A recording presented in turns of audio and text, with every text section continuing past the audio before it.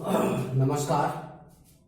आज हम आपको सेकंड सेमेस्टर में 2018 बैच के सेकंड सेमेस्टर में विज्ञान विषय के अंतर्गत आपको सरल मशीनें वाले चैप्टर में हम आपको सरल मशीनों का जो चैप्टर है उसमें हमने कल आपको उत्तोलक के बारे में बताया, सरल मशीनें क्या हैं इसके बारे में बताया। तो अब हम उत्तोलक, प्रथम प्रकार के उत्तोलक, द्वितीय प्रकार के उत्तोलक, तृतीय प्रकार के उत्तोलक क्या होते हैं और उनकी स्थिति कहाँ होती है, कहाँ आलम्ब होता है, कहाँ आयस होता है, कहाँ पर भार रखा जाता है, उसकी स्थिति के बारे में बताया और उनके उदाहरणों के बारे में बताया। और अब हम बात करने जा रहे हैं घिरनी की। घिरनी भी एक प्रकार का सिंपल मशीन है। सिंपल मशीन है। सिंपल मशीन कैसे है? सिंपल मशीन इसलिए है कि घिरनी अपने साथ पानी को लेकर के जब आती खींचती है तो उस समय कार्य को बहुत आसान कर देती है।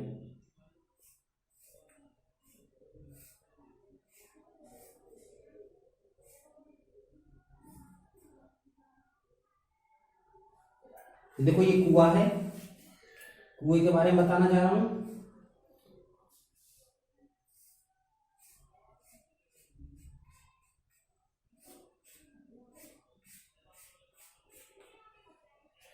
कुएं का ये सरफेस, ये इसकी दीवारें, ईंट वगैरह, ये कुआं जिससे घिरनी की सहायता से हम कुएं से पहले पानी खींचा करते थे। कुआं, और कुएं की मुंडेर पर घिरनी लगा देते हैं और घिरनी की सहायता से हम पानी खींचते हैं। ये पहिया है, यहाँ पर एक घिरनी लगा दी जाती है, ये है घिरनी।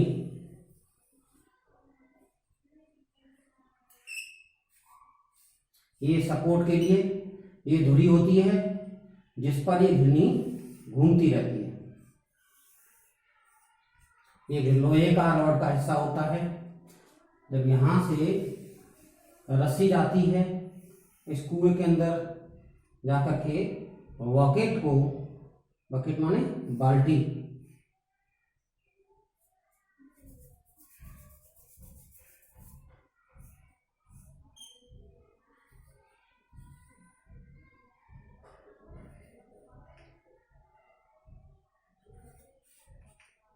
खींच लेती है। ये बाल्टी है,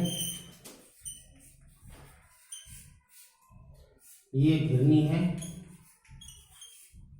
या पहिया कह सकते हैं। ये रस्सी है। यदि हम कुएं से पानी खींचे, पानी खींचते समय हमें अधिक बल लगाना होगा रस्सी को ऊपर खींचने के लिए, और पानी को इस तरीके से झुकना पड़ता है और यूं करके रस्सी से खींचना पड़ेगा। यूं करके खींचते हैं या यूं करके खींचते हैं उसको। लेकिन जब घिरनी लगा दी जाती है तो कम बल लगा करके ज्यादा से ज्यादा मात्रा में हम पानी को कुएं से बाहर निकाल सकते हैं। तो इसलिए घिरनी एक प्रकार की क्या है? सरल मशीन है। क्या है? सरल मशीन। यह लकड़ी या लोहे का बना हुआ एक वृत्ताकार गोला होता, पहिया होता है जिसकी पर्दी पर डोरी डालते हैं। इसकी ये पर्दी है, पर्दी पर क्या डाल देते हैं? डोरी या रस्सी, डोरी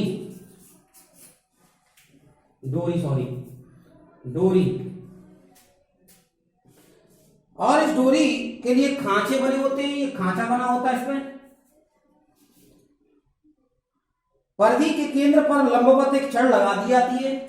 पर्दी के केंद्र पर, ये केंद्र है, इसमें एक लंबवत छड़ लगा दी जाती है जिसे धुरी कहते हैं।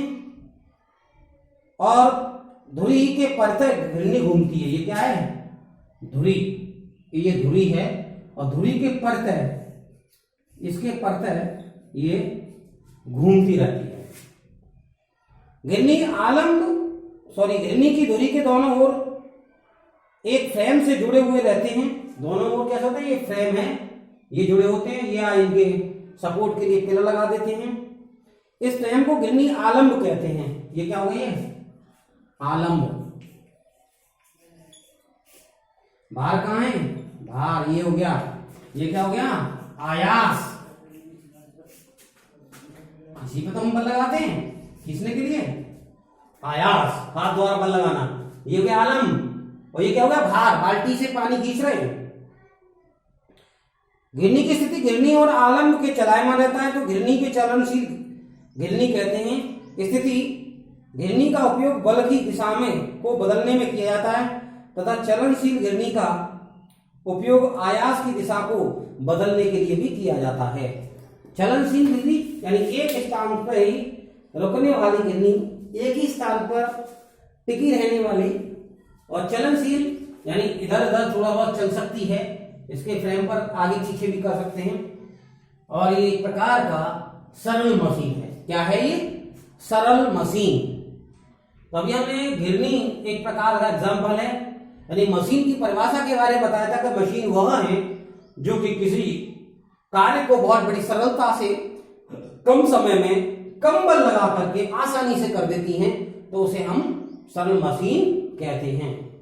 अब अगला एग्जाम्पल बताएंगे आपको नत समतल के बारे में। रफ करता हूं, इसको नोट कर लेंगे।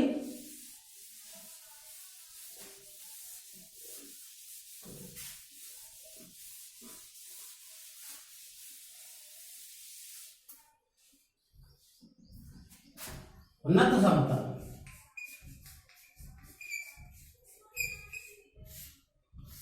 और नत समतल को हम प्लेन या कर्व प्लेन कहते हैं। CURVED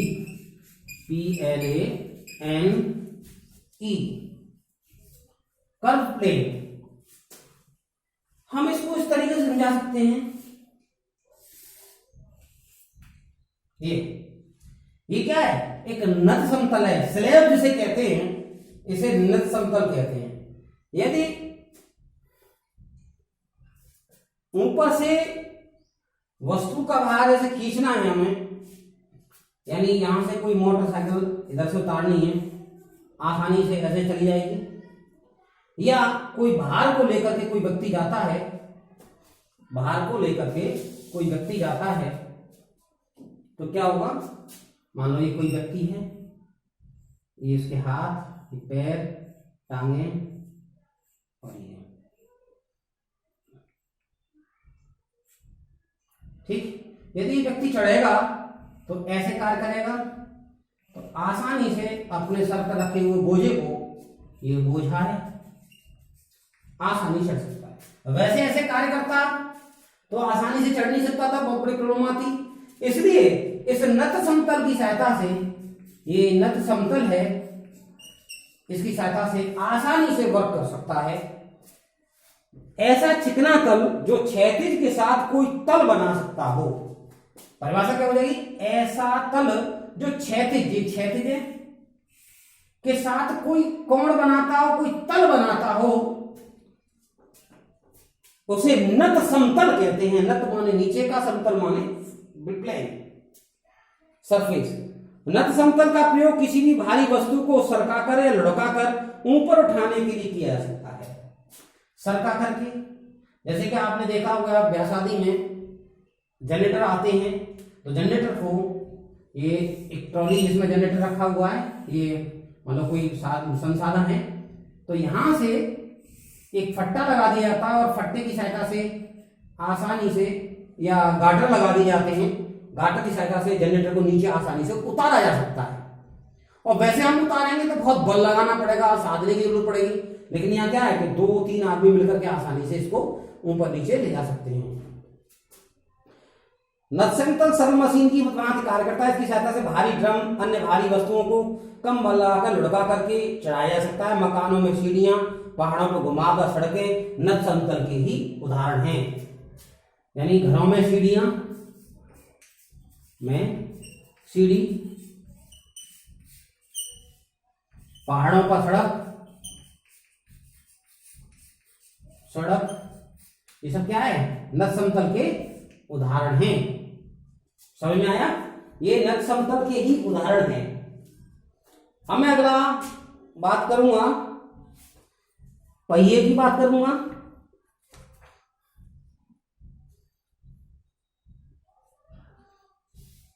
वोल्टामीटर, पहिए की बात करते हैं हम।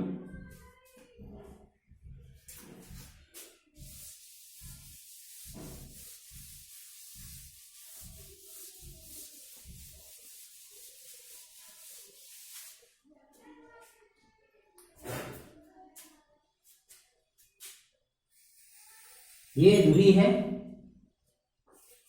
और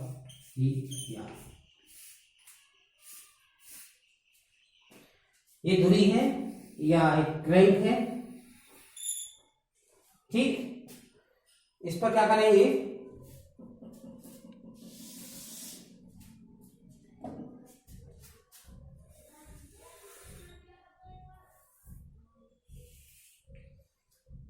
इस पर एक पुली कसी होती है।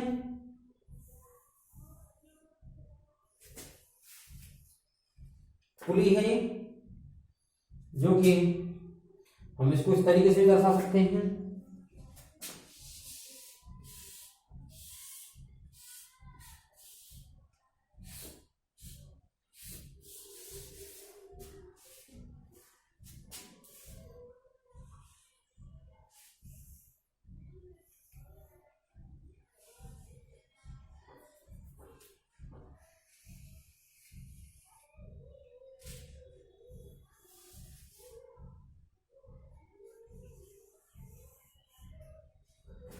ये मान के चलो ये पुली है और इस पुली की सहायता से, अरे यार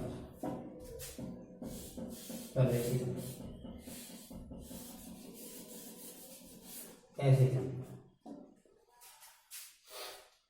इस पर रस्सी कसी होती है। ठीक,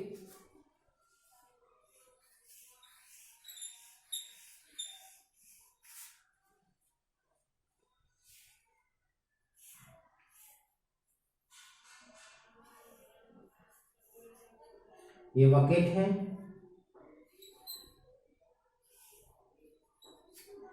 ये बांध देते हैं इसको। तो जब पुली को इसको घुमाते हैं, नीचे की तरफ पर लगाते हैं, तो जी ऊपर की तरफ भार आ जाता है। ठीक, जब इस पर नीचे ऊपर की तरफ पर लगाते हैं तो वस्तु नीचे की तरफ चली जाती है। ठीक, एक धुरी का एक बड़ा और एक छोटा पहिया लगाएं। एक बड़ा पहिया लगा दें, एक छोटा पहिया लगा दें। छोटे पहिए पर लिपटी रस्सी से भार लटकाएं। छोटे पहिए पर लिपटी रस्सी से ये भार लगा दें। ये छोटा पहिया है, घिरनी के साथ कह दीजिए, लटका दें।